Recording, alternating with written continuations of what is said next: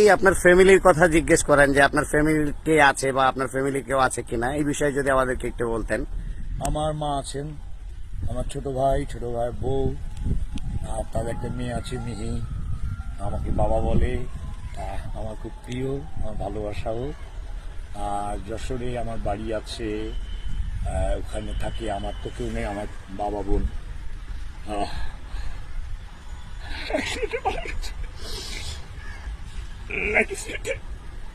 তখন আমি এখানকার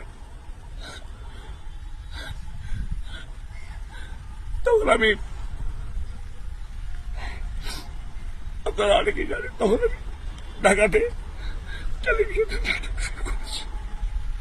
Anyway, it's my another tragedy.